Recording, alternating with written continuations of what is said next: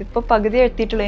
ഇനി താഴോട്ട് പോകുമ്പോഴാണ് ഉള്ള ആക്സിഡൻസ് ഒക്കെ സംഭവിക്കുന്നത്. താഴോട്ട് ഇറങ്ങുമ്പോഴാണെങ്കിൽ ഭയങ്കര പേടിയാക്കും. ബിക്കോസ് നമ്മൾ ഈ ഭയങ്കര സ്റ്റീപ്പ് സ്ലോപ്പാണ്. ഇങ്ങനെ ഒന്നിങ്ങനെ ഉരുണ്ട് വീണാൽ അങ്ങ് സ്ലിപ്പായിട്ട് ഇങ്ങനെ വീഴും.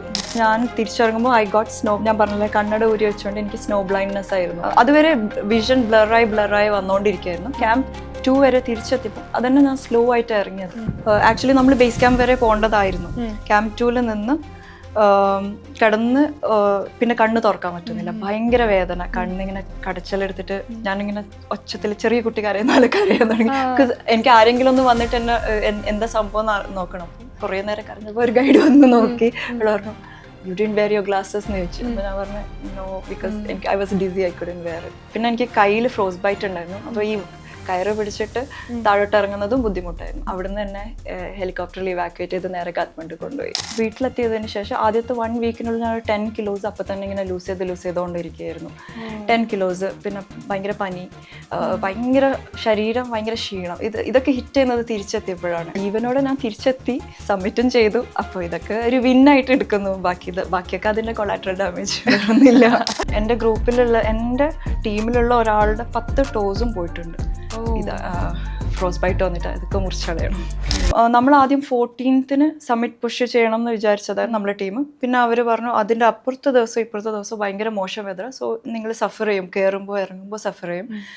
മറ്റേ സമ്മിറ്റ് നല്ലതായിരിക്കും, പക്ഷെ ബാക്കി സഫർ ചെയ്യുന്നു. അപ്പം അങ്ങനെ അത് അബാൻഡൻ ചെയ്തു. പിന്നെ വന്ന നല്ലൊരു സമ്മിറ്റ് വെതർ വിൻഡോ ആണ് 18-19. അപ്പം എന്ത് നമ്മളെ ബേസ് ക്യാമ്പിലുള്ള എല്ലാവരും അതിനു വേണ്ടിയിട്ട് പുഷ് ചെയ്തു. 18-19 അങ്ങനെ ഒരു 400ഓളം ക്ലയൻസ് ഈ ഒരു ദിവസം 18th സബ്മിറ്റ് ചെയ്യാൻ വേണ്ടി പോയി. ക്ലയൻസ് മാത്രമല്ല, അതിൻ്റെ കൂടെ അവരുടെ ഗൈഡ്സും. അപ്പോൾ ഒരുപാട് പേരായി. നമ്മളെല്ലാം ഇങ്ങനെ ലൈനിൽ ഇങ്ങനെ നിന്നിട്ടാണ് പോകുന്നത്. ഫുൾ ടൈം സ്ലോലിയേ പോകുന്നുള്ളൂ. അതിൻ്റെ കൂടെ ലൈനും കൂടെ ആയപ്പോൾ അത് ആകെ സ്റ്റക്കായി. ഒരു റോപ്പേ ഉള്ളൂ, എല്ലാവരും മുകളിലോട്ടേക്ക് പോകാൻ ഒരു റോപ്പേ ഉള്ളൂ. അപ്പം എല്ലാവരും ഈ റോപ്പിനോട് അറ്റാച്ച്ഡ് ആണ്. അപ്പം ആരെങ്കിലും ഒരു സ്ലോ ആൾ മുന്നിലുണ്ടെങ്കിൽ ഇത് ഫുൾ ഒരു ഡോമിനോ എഫക്റ്റ് പോലെ എല്ലാവരും എഫക്റ്റ് ചെയ്യും. നമ്മളാണെങ്കിൽ ഇങ്ങനെ ഒരു എന്താ പറയുക, ഒരു ഡിസ്നി ലാൻഡിൽ ഒരു റൈഡിന് കാത്തിക്കുന്ന പോലെ ഇങ്ങനെ ലൈനിൽ ഇങ്ങനെ നിൽക്കുക അവിടെ എത്താൻ. ഏകദേശം എത്ര മണിക്കൂർ വരെ വെയിറ്റ് ചെയ്തിട്ടുണ്ടാവും? At least 4 hours. നമ്മൾ സബ്മിറ്റ് ഡേൻ്റെ അന്ന് 4 hours ഈ ലൈനിൽ കുടുങ്ങിയിട്ട് പോയിട്ടുണ്ട്. അതുകൊണ്ട് കുറേ പ്രശ്നങ്ങളും ഉണ്ടായിട്ടുണ്ട്. നമ്മളിങ്ങനെ അനങ്ങാതെ നിൽക്കുമ്പം ബ്ലഡ് ഫ്ലോ ഇല്ലാതാവുമ്പോൾ നമ്മളെ കൈയും കാലൊക്കെ ഫ്രീസ് ചെയ്യാൻ തുടങ്ങും. നമ്മളിങ്ങനെ കൈയൊക്കെ ഇടയ്ക്ക് ഇങ്ങനെ അടിച്ചുകൊണ്ടും കാലൊക്കെ ഇങ്ങനെ ചവിട്ടിക്കൊണ്ട് ഇങ്ങനെ ഇരിക്കും, ബ്ലഡ് സർക്കുലേറ്റ് ചെയ്യാൻ വേണ്ടിയിട്ട്. എൻ്റെ ഗ്രൂപ്പിലുള്ള, എൻ്റെ ടീമിലുള്ള ഒരാളുടെ 10 ടോസും പോയിട്ടുണ്ട്. ഇത് ഫ്രോസ് ബൈറ്റ് വന്നിട്ട് ഇതൊക്കെ മുറിച്ചളയണം. ഒരു ദിവസം ഇത്രയും എവറസ്റ്റ് കീഴടക്കാൻ ഇത്രയും ആളുകൾ പോകുന്നു എന്ന് പറയുന്നൊരു കൗതുകമാണ്. ഞാൻ അത്രയധികം വളരെ കുറച്ച് പേര് മാത്രമേ ഈ സാഹസത്തിൽ നിൽക്കുന്നതാണ് വിചാരിച്ചത്. പക്ഷെ ഇതൊരു പോകുന്നുണ്ട്. പക്ഷെ ഇവരെല്ലാവരും മുകളിലോട്ട് എത്തുന്നുമില്ല. ഈ ലൈനിൽ വെയിറ്റ് ചെയ്യുമ്പം നമ്മൾ നമ്മളൊരു ലിമിറ്റഡ് എമൗണ്ട് ഓഫ് ഓക്സിജനും കൊണ്ടാണ് മുകളിലോട്ട് പോകുന്നത്. ഗൈഡ് അത്രേ പ്രതീക്ഷിക്കുന്നുള്ളൂ, 2 ഓക്സിജൻ ടാങ്ക് അങ്ങനെ പ്രതീക്ഷിക്കുന്നുള്ളൂ. അപ്പോൾ അവരത് ക്യാരി ചെയ്തിട്ടാണ് പോകുന്നത്. അപ്പോൾ ഈ ലൈനിൽ കാത്തു വെക്കുമ്പം ഓക്സിജൻ സപ്ലൈ കഴിയാനാവുമ്പം പിന്നെ ഒന്നും ചെയ്യാനില്ല, തിരിച്ചിറങ്ങണം. അങ്ങനെ ഒരുപാട് പേര് അബാൻഡൻ ചെയ്ത് തിരിച്ചു. പിന്നെ ഈ നിന്നിട്ട് ഇങ്ങനെ കാലും കൈയൊക്കെ ഫ്രോസൺ ആയിട്ട് ആൾക്കാർക്ക് മാനേജ് ചെയ്യാൻ പറ്റാതെയും ആള് തിരിച്ചിറങ്ങിയിട്ടുണ്ട്. ഇതൊക്കെ അതിൻ്റെ ഒരു പാർട്ടാണ്. ഇപ്പൊ എവറസ്റ്റ് കീഴടക്കി ഏറ്റവും ടോപ്പിലെത്തിയ സമയത്തുള്ള വ്യൂ ഓർമ്മയുണ്ടോ? മനസ്സിലായി നല്ല എന്താ പറയാ, അത് ഒരു നിമിഷം ആണ്. അതൊരു heavenly, like your own top of the world, വേറെ ഒന്നും പറയാനില്ല. പിന്നെ ക്ലൗഡ്സ് ഉണ്ട്, ലൈക്ക് എല്ലാ മലകളുടെയും ഇങ്ങനെ ടോപ്പ് പോയിന്റ് മാത്രം ഇങ്ങനെ ക്ലൗഡ്സിന്റെ മുകളിലോട്ട് ഇങ്ങനെ കാണാം. പിന്നെ യു ഡിഡ് ഇറ്റ് എന്നുള്ള ആ ഫീലിങ്ങും ഇങ്ങനെ എല്ലാം കൂടെ ഇങ്ങനെ കണ്ണൊക്കെ നിറഞ്ഞിട്ട് ഇങ്ങനെ ഇരിക്കും. അതന്നെ. അതിൻ്റെ കൂടെ പക്ഷെ ഒരു പ്രശ്നം കൂടെ ഉണ്ട്. ഇതിപ്പോൾ പകുതി എത്തിയിട്ടുള്ളൂ. ഇനി താഴോട്ട് പോകുമ്പോഴാണ് ഉള്ള ആക്സിഡൻസ് ഒക്കെ സംഭവിക്കുന്നത്. അപ്പം ആ ഒരു ഇതും കൂടെ ഉണ്ടോ, ഇനി ഫുള്ള് താഴോട്ട് ഇറങ്ങണമല്ലോ. താഴോട്ട് ഇറങ്ങുമ്പോഴാണെങ്കിൽ ഭയങ്കര പേടിയാക്കും. ബിക്കോസ് നമ്മൾ ഈ ഭയങ്കര സ്റ്റീപ്പ് സ്ലോപ്പാണ്. ഇങ്ങനെ ഒന്നിങ്ങനെ ഉരുണ്ട് വീണാൽ അങ്ങ് സ്ലിപ്പായിട്ട് ഇങ്ങനെ വീഴും. ഏറ്റവും ബുദ്ധിമുട്ട് തോന്നിയത് കയറാനാണോ അത് ഇറങ്ങാനാണോ? രണ്ടും. പണ്ടും ബുദ്ധിമുട്ടാണ്. അത് ഡിഫറെന്റ് ഫീലിംഗ് ആണ് മുകളിലോട്ട് പോകുന്നതും. മുകളിലോട്ട് 1 step in front of the other, താഴോട്ട് പക്ഷെ ഇതിങ്ങനെ കുത്തനെ ഇങ്ങനെ നേരെ കാണും. പോകും. Yes, അപ്പൊ ഒരു പേടിയുണ്ടാവും. ഈ യാത്രയിൽ ഏറ്റവും ഒരു ഫേവറേറ്റ് മെമ്മറി ഏതാന്ന് ചോദിക്കുകയാണെങ്കിൽ ഇതായിരിക്കും പറയാ. ഞാൻ പറഞ്ഞല്ലോ ക്യാമ്പ് 3 വരെ എല്ലാവരും സപ്ലിമെന്റൽ ഓക്സിജൻ യൂസ് ചെയ്യും. ഞാൻ ക്യാമ്പ് 4 ഇറങ്ങുമ്പോൾ നോക്കുമ്പോൾ എൻ്റെ ഷെർപ്പൻ്റെ കയ്യിൽ ഷെർപ്പ ഓക്സിജൻ യൂസ് ചെയ്യുന്നില്ല. അപ്പോൾ ഞാൻ കുറച്ച് കഴിഞ്ഞപ്പോൾ അയാളോട് what happen to your oxygen എന്ന് ചോദിച്ചു. അപ്പോൾ അയാൾ പറയാ അത് ഞാൻ നിനക്ക് വേണ്ടിയിട്ട് റിസർവ് ആക്കി വെച്ചിരിക്കുകയാണ്, because you have frostbite, അപ്പോൾ I want you to have it. അപ്പോൾ അതെനിക്ക് ശരിക്കും ഭയങ്കര ടച്ച് ചെയ്തു. അയാൾ അങ്ങനെ ചെയ്യേണ്ട ഒരു ആവശ്യമില്ല, ജസ്റ്റ് സ്ട്രേഞ്ചർ യുനോ. പക്ഷേ അത് അവരുടെ മനസ്സിൻ്റെ ഒരു നന്മ. That was really emotional. ഇപ്പൊ യാത്ര തുടങ്ങിയപ്പം ഹസ്ബൻഡും കൂടെ ഉണ്ടായിരുന്നു? അല്ല, ജസ്റ്റ് നേപ്പാളിൽ തന്നെ ഡ്രോപ്പ് ചെയ്യാൻ വന്നു, വെറുതെ ഒരു മോറൽ സപ്പോർട്ടിന് വന്നതാണ്. ഓക്കെ, സ്റ്റാർട്ട് ചെയ്യുമ്പോൾ രണ്ടുപേരും ഒരുമിച്ച് അല്ല. നമ്മൾ രണ്ടുപേരും മുന്നേ എവറസ്റ്റ് ബേസ് ക്യാമ്പ് ട്രെക്ക് ചെയ്തിട്ടുണ്ടായിരുന്നു. അത് നമ്മൾ ജസ്റ്റ് നേപ്പാളിലെ ഒരു ക്ലൈംബിംഗ് കൾച്ചർ നോക്കാൻ വേണ്ടിയിട്ട് പോയതായിരുന്നു. But it was nice. പിന്നെ അന്ന് നമ്മൾ ഒന്നിച്ച് വീണ്ടും എവറസ്റ്റ് ചെയ്യാൻ വരും എന്ന് വിചാരിച്ചിരുന്നു, അത് നടന്നില്ല. പക്ഷെ അതുകൊണ്ട് ജസ്റ്റ് ഒരു മോറൽ സപ്പോർട്ടിന് നേപ്പാൾ വരെ വന്നു, എല്ലാവരെയും ടീമിനൊക്കെ പരിചയപ്പെട്ടു. നിംസ്ഡായ് ഒരു ലെജൻഡറി മൗണ്ടനിയർ ആണ്, അയാളാണ് നമ്മളുടെ ടീമിന്റെ ലൈക്ക് ഹെഡ്. അവരെയൊക്കെ പരിചയപ്പെട്ടു. ബിക്കോസ് ദാറ്റ് വാസ് എല്ലാ മൗണ്ടനിയറിനും ഒരു എന്താ പറയുക ഭയങ്കര പ്രൗഡ് മൊമെന്റ് ആണ് to meet him and talk to him and get to hear his experiences. So അതുണ്ടായി. ഫാമിലി എന്ന രീതിയിൽ അല്ലെങ്കിൽ ഒരു വൈഫിന്റെ ഒരു ഡ്രീം എന്ന രീതിയിൽ സപ്പോർട്ട് ചെയ്യുന്ന ഒരു ഹസ്ബൻഡ് ഉണ്ട്. അദ്ദേഹത്തിന്റെ ഒരു സപ്പോർട്ട് എത്രത്തോളം ഇമ്പോർട്ടൻ്റ് ആയിരുന്നു ഈ ഒരു ജേർണിയിൽ? ഭയങ്കര ഇമ്പോർട്ടൻ്റ് ആയിരുന്നു. ഒരുപാട് കാര്യങ്ങൾ എനിക്ക് ഭയങ്കര എളുപ്പമാക്കി തന്നു അത്. അതായത് എൻ്റെ ഫാമിലിനെ കൺവിൻസ് ചെയ്യേണ്ട ആവശ്യമില്ല അങ്ങനെ. പിന്നെ മോറൽ സപ്പോർട്ട്, നമുക്ക് ഒരാളെങ്കിലും നമ്മളെ സപ്പോർട്ട് ചെയ്യാൻ ഉണ്ടാവണം എന്നാണ് എൻ്റെ ഒരു ആഗ്രഹം ഫാമിലിയിൽ. എന്താന്ന് പറഞ്ഞാൽ അതെല്ലാം സപ്പോർട്ട് ഇല്ലാതെയും നമ്മളിത് ചെയ്യുമായിരിക്കും, പക്ഷെ അതൊരു റെബൽ ചെയ്തിട്ടൊക്കെ ചെയ്യുന്നതായിരിക്കും. ലൈക്ക് കാണിച്ചു തരാം എനിക്കിതൊക്കെ പറ്റും എന്നുള്ള ആ ഒരു ഫീലിങ്ങിൽ, അതൊരു ഡിഫറെൻറ്റ് മെൻറ്റാലിറ്റി ആണല്ലോ. ഒരാളെ സപ്പോർട്ട് ഉണ്ടാകുമ്പോൾ അത് വേറൊരു മെൻറ്റാലിറ്റി. ലൈക്ക് ആ വിജയം എൻ്റെത് മാത്രമല്ല, ലൈക്ക് ഹസ്ബൻഡിൻ്റെയും കൂടെയാണ്, ആ ഫാമിലി സപ്പോർട്ടിൻ്റെതും കൂടെയാണ്. എന്നെ ജിമ്മിലൊക്കെ നിർബന്ധിച്ച് കൂട്ടിക്കൊണ്ടുപോകും. കാരണം ഒരുപാട് പ്രാവശ്യം ഞാൻ ഇന്ന് ഭയങ്കര ടയർഡ്, എനിക്ക് പറ്റില്ല, സഫ്രി you signed up for Everest, we have to go എന്ന് പറഞ്ഞിട്ട് എന്നെ കുട്ടി നിർബന്ധിച്ച് കൊണ്ടുപോകും. നമ്മൾ ഒന്നിച്ചാണ് ട്രെയിൻ ചെയ്യുന്നത്. പുള്ളിക്കാരൻ എവറസ്റ്റ് വരുന്നില്ലെങ്കിലും എൻ്റെ കൂടെ ഒന്നിച്ച് ട്രെയിൻ ചെയ്തു. സോ അതൊക്കെ ഉണ്ടായിരുന്നു. ഔട്ട്ഫിറ്റിനെ കുറിച്ച് കോസ്റ്റ്യൂമിനെ കുറിച്ച് പറഞ്ഞു, ഗിയേഴ്സിനെ കുറിച്ച് ഒന്ന് പറയാമോ? ഓക്കെ, ക്ലോത്ത്സ് ഇത് വേണം. പിന്നെ നമുക്കൊരു 3 layers ഓഫ് ഗ്ലൗസ് നമ്മൾ വാങ്ങിച്ചു വെക്കും. ഒന്ന് ബേസ് ലെയർ ഗ്ലൗസും ഇതേപോലെ തന്നെ മെറീനോ ഒരു തിൻ ലൈനർ ഗ്ലൗസ് ആണ്. അതിൻ്റെ പുറത്ത് നമ്മളൊരു മിറ്റൻസോ അല്ലെങ്കിൽ അതായത് കുറച്ചൊക്കെ ഹെവി ആയിട്ടുള്ള ഡൗൺസ് ഫില്ലിംഗ് ഒക്കെ ആയിട്ടുള്ള ഗ്ലൗസ് യൂസ് ചെയ്യും. ലൈനർ ഗ്ലൗസ് എന്തിനാണെന്ന് വെച്ചാൽ ഈ മിറ്റൻ വെച്ചിട്ട് നമുക്ക് ഒരുപാട് സാധനങ്ങൾ ചെയ്യാൻ പറ്റില്ല. അപ്പോൾ ഇത് അഴിച്ചാലും അതിൻ്റെ അകത്തൊരു ലെയർ നമ്മൾ പ്രൊട്ടക്ട് ചെയ്യാനുണ്ടാവും. അപ്പോൾ അതിന് വേണ്ടിയിട്ട് ഹെവി ഗ്ലൗസ് യൂസ് ചെയ്യുന്നുണ്ട്. ഇതന്നെ നമ്മൾ 2, 3, 4 പേഴ്സ് ഉണ്ടാവും. ചിലപ്പോൾ ഈ വിൻഡിൽ ഇതിങ്ങനെ അഴിച്ചു വെക്കുമ്പോൾ ഇത് പറന്ന് പോവാൻ ചാൻസസ് ഉണ്ട്. സോ നമ്മൾ കുറച്ച് എക്സ്ട്രാ എക്സ്ട്രാ ഗ്ലൗസസ് ക്യാരി ചെയ്യും. പിന്നെ ഷൂസ് എന്ന് പറഞ്ഞാൽ 3 ലെയർ ബൂട്ട്സ് ആണ് ഇടുന്നത്. അത് ഓരോ കാലിലും ഏകദേശം 1 കിലോൻ്റെ അടുത്ത് വരും ആ ബൂട്ട്സിൻ്റെ വെയിറ്റ്. കാരണം 3 ലെയറാണ് അതിൻ്റെ ഉള്ളിലുള്ളത്.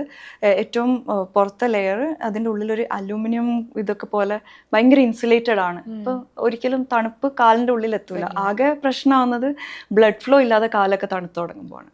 അപ്പോൾ നമ്മൾ നടക്കുമ്പോൾ കാലെപ്പോഴും വാം ആയിരിക്കും.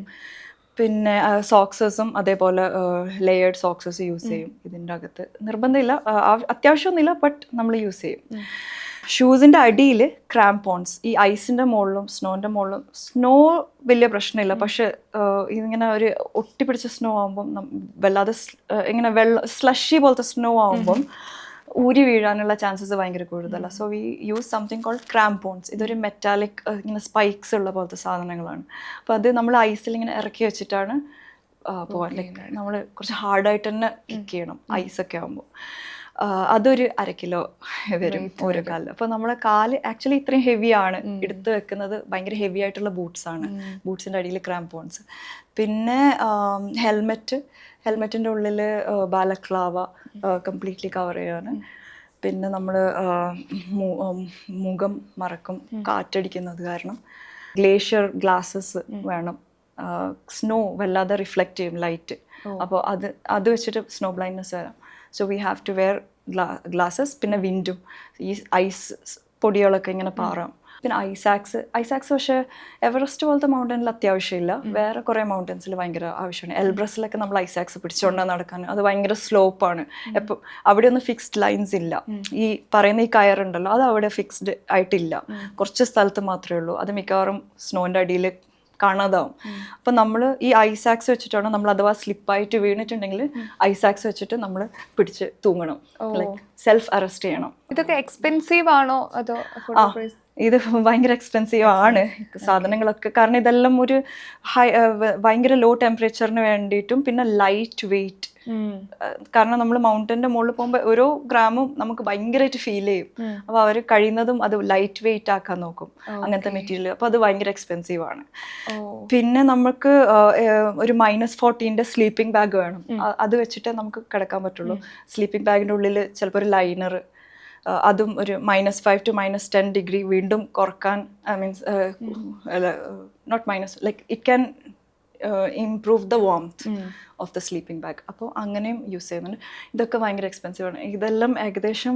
പിന്നെ സമ്മിറ്റ് സൂട്ട് എന്ന് പറഞ്ഞാൽ നമ്മൾ മുകളിലോട്ട് പോകുമ്പോൾ, ക്യാമ്പ് 2 മുകളിലോട്ട് പോകുമ്പം കംപ്ലീറ്റ്ലി ഒരു സൂട്ടാണ്, ഒരു ബോഡി സൂട്ട് ഫുള്ള്.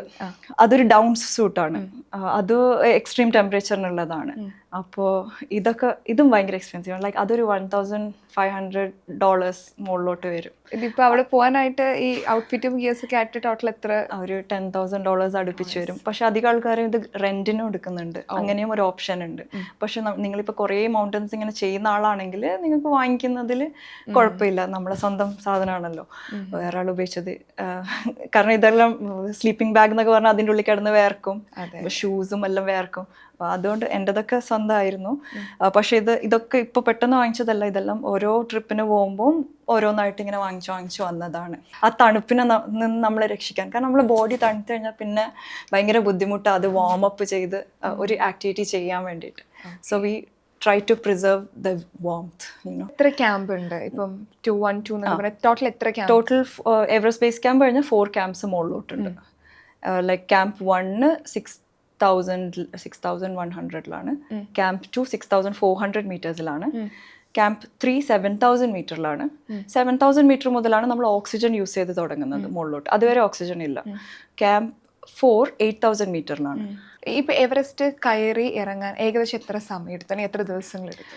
ഞാൻ വീട്ടിൽ നിന്ന് പോയി തിരിച്ചു വന്നത്, നമ്മുടെ പാക്കേജ് 55 days ആണ്. ഞാൻ എടുത്തത് 45 days ആണ്. ബിക്കോസ് എൻ്റെ വെതർ വിൻഡോ കുറച്ച് നേരത്തെ ആയിരുന്നു ഈ പ്രാവശ്യം. അത് കാരണം കട്ട് ഷോർട്ടായിട്ട് നമ്മൾ തിരിച്ച് 45 days ആണ് ടോട്ടൽ എടുത്തത്. ഇപ്പം എവറസ്റ്റ് ആൺകുട്ടികളും പെൺകുട്ടികളും അത് കീഴടക്കാൻ വേണ്ടിയിട്ട് പോകുന്നുണ്ട്. പക്ഷെ എപ്പോഴും ആസ് എ വുമൺ നമുക്ക് പല സിറ്റുവേഷനിൽ പലതും നമുക്ക് പറ്റാറില്ല. ഹെൽത്ത് ഇഷ്യൂ ആകാം, അല്ലെങ്കിൽ പീരിയഡ്സ് ഡേറ്റ് ആവാം. അതുകൊണ്ട് തന്നെ നമ്മുടെ പല പ്ലാൻസും നമ്മൾ മാറ്റാറുണ്ട്. സോ ഈ ഒരു ട്രാവലിങ്ങിന് എങ്ങനെയാ അതൊക്കെ? ഓക്കെ, അപ്പം നോർമലി കുറേ സ്ത്രീകൾ ഇങ്ങനെ ഒരു സ്മോൾ ട്രെക്കിനൊക്കെ പോകുമ്പോൾ അവർ ചിലപ്പോൾ പീരിയഡ്സ് മറ്റേ ഗുളികയൊക്കെ കഴിച്ച് മാറ്റി വെക്കാനോ ഏർലി ആക്കാനോ ലേറ്റ് ആക്കാനോ നോക്കാറുണ്ട്. ഞാനും അങ്ങനെ മുന്നേ ചെയ്തിട്ടുണ്ട്. ഒരു 10 days ട്രെക്കൊക്കെ ആകുമ്പം ചെയ്യുന്നതാണ്. പക്ഷേ എവറസ്റ്റ് ഇതൊരു high altitude 8,000 metre peak high altitude mountains ഒക്കെ ചെയ്യുമ്പം അറ്റ്ലീസ്റ്റ് 2 months എടുക്കുന്നുണ്ട് ഇത് ചെയ്യാൻ. അപ്പോൾ നമുക്കിത് പീരിയഡ്സ് 2 months ഒക്കെ മാറ്റി വെക്കൽ ഹെൽത്തി അല്ല. നമ്മൾ നാച്ചുറൽ പ്രോസസ്സ് അങ്ങനെ വിട്ടുകൊടുക്കണം. അപ്പോൾ ആകെ ചെയ്യാനുള്ളത് പെയിൻ മാനേജ്മെൻറ്റ്, നമ്മൾ ഗുളികയൊക്കെ കഴിക്കും, ക്രാംപ്സ് ഇത് ചെയ്യാൻ. പിന്നെ നമുക്ക് കപ്പോ മെൻസ്ട്രൽ ഡിസ്കോ ഇതൊന്നും യൂസ് ചെയ്യാനും പറ്റില്ല. കാരണം അവിടെ കഴുകാൻ വെള്ളമില്ല. ഇതൊക്കെ യൂസ് ചെയ്താൽ ഇതൊക്കെ വൃത്തിയാക്കിയിട്ട് വേണം തിരിച്ചു വെക്കാൻ. പക്ഷെ ഇത് പറ്റില്ല. അപ്പോൾ നമ്മൾ പാഡ് മാത്രമേ യൂസ് ചെയ്യുള്ളൂ. പിന്നെ പാഡ് ആണെങ്കിൽ പോലും നമുക്ക് കഴുകാൻ വെള്ളമില്ല. അപ്പോൾ അതൊരു റിസ്ക് ആണ്. അവിടെ 2 ഇത് ചെയ്യും. റൊട്ടേഷൻ എന്ന് പറഞ്ഞിട്ട് ഒരു സമ്മിറ്റ് പുഷിന് മുന്നേ റൊട്ടേഷൻ എന്ന് പറഞ്ഞിട്ട് നമ്മൾ മുകളിലോട്ട് പോകും. നമ്മൾ ബോഡി ആ ഹൈ ആൾട്ടിറ്റ്യൂഡിനോട് അഡ്ജസ്റ്റ് ചെയ്യാൻ വേണ്ടിയിട്ട് നമ്മൾ ക്യാമ്പ് 3 വരെ പോയി തിരിച്ചു വരും. അപ്പോൾ റൊട്ടേഷന് പോകുമ്പോൾ എനിക്ക് പീരിയഡ്സ് ആയിരുന്നു. അപ്പോൾ ഞാൻ വിചാരിച്ചു ഓക്കെ ഇപ്പോൾ പീരിയഡ്സ് കഴിഞ്ഞല്ലോ, ഇനിയിപ്പോൾ 2 weeks കഴിഞ്ഞിട്ട് സമ്മിറ്റ് പുഷിന് പോകുമ്പം ഓക്കെ ആയിരിക്കുമല്ലോ എന്ന് വിചാരിച്ചു. അത് കാരണം ഞാൻ ആ ഒരു കോൺഫിഡൻസിലായിരുന്നു. പക്ഷേ സമ്മിറ്റിന് പോയപ്പം ക്യാമ്പ് 4 എത്തി. ഇനി എനിക്കൊരു 10 days എക്സ്ട്രാ ഉണ്ട് പീരിയഡ്സ് വരാൻ. ക്യാമ്പ് 4 എത്തിയിട്ട് പി ബോട്ടിൽ മൂത്രമൊഴിച്ചപ്പം it was red colour, completely red colour. ഞാൻ എൻ്റെ കൂടെ ഉള്ള ആളോട് ചോദിച്ചു പാഡ് ഉണ്ടോ, ആരടുത്തും പാഡ് ഇല്ല. പിന്നെ ഞാൻ വിചാരിച്ചു ഓക്കെ, ഞാൻ 4 ലെയർ ക്ലോത്ത്സ് ഇട്ടിട്ടുണ്ട്, ഒന്നും ചെയ്യാനില്ല, ഒന്നും ചെയ്യാനില്ല. പിന്നെ അത് വെച്ചിട്ട് അങ്ങ് പോയി. അടുത്ത 2 days കഴിഞ്ഞിട്ട് എനിക്ക് പാഡ് കിട്ടുന്നത്. ഓക്കെ, പക്ഷെ ഇതൊന്നല്ല സംഭവം എന്ന് വെച്ചാൽ ഈ നോർമലി ഞാൻ പീരിയഡ്സ് ഒക്കെ വരുമ്പം ജിമ്മ് വരെ അവോയ്ഡ് ചെയ്യും. ഞാൻ ജിമ്മിൽ പോവില്ല. ബിക്കോസ് ഞാൻ പറയും എനിക്ക് ഭയങ്കര ക്ഷീണമാണ്, അല്ല പിന്നെ ഇതൊരു ഒരു ഇക്കി ഫീലിംഗ് ആണ്. അപ്പോൾ ഒന്നും ചെയ്യാതെ അവോയ്ഡ് ചെയ്യുന്ന ആളാണ്. എന്നിട്ടാണ് ഞാൻ ഈ 24 hours 36 hours ഒക്കെ നിർത്താതെ ഉറക്കമില്ലാതെ പാഡും ഇല്ലാതെ നടന്നു വന്നത്. അപ്പോൾ തിരിച്ചു വന്നിട്ട് ഞാൻ ജിമ്മിൽ പോകുമ്പോൾ അടുത്ത പീരിയഡ്സ് ആയപ്പോൾ ഞാനിങ്ങനെ കോച്ചിൻ്റെ അടുത്ത് പറയാൻ ഓ ടുഡേ എന്നെ അധികം ഇതാക്കല്ല എനിക്ക് പീരിയഡ്സ്. പിന്നെ ഞാനിത് ആലോചിച്ചു, oh that is all in my mind. Because periods വന്നിട്ടും I have done something like this. അപ്പോൾ നമ്മൾ ശരിക്കും പറഞ്ഞാൽ ഹോൾഡ് ബാക്ക് ചെയ്യരുത്. പീരിയഡ്സ് കാരണം ഒന്നും ഹോൾഡ് ബാക്ക് ചെയ്യരുത്. നമുക്ക് എല്ലാം പറ്റും, എന്തും പറ്റും. എനിക്ക് നല്ല ക്രാംസും നടുവേദനയും എല്ലാം ഉള്ള പീരിയഡ്സ് ഉള്ള ആളാണ് ഞാൻ. So we can do anything. എനിക്ക് തോന്നിയത് നമ്മുടെ ഗ്രൂപ്പിൽ ഒരു 5 to 6 മെന്നും 4 ലേഡീസും ഉണ്ടായിരുന്നു. ഞങ്ങൾ ഓരോ ക്യാമ്പിലെത്തുമ്പോൾ ഈ ആണുങ്ങളൊക്കെ ഇങ്ങനെ ചത്ത പോലെ ഇങ്ങനെ കിടക്കും. അടുത്ത ക്യാമ്പിലെത്തിട്ട് ഒരു സ്ലീപ്പിംഗ് ബാഗിൻ്റെ ഉള്ളിൽ ഇങ്ങനെ കിടക്കും. പെണ്ണുങ്ങളൊക്കെ നല്ല ഇതായിട്ട് കടന്നു കളിക്കുന്നുണ്ടാവും. സോ അപ്പോൾ ശരിക്കും പറഞ്ഞാൽ നമ്മൾ സ്ട്രോങ് ആണ്, നമ്മൾ വിചാരിക്കുന്ന പോലെയല്ല.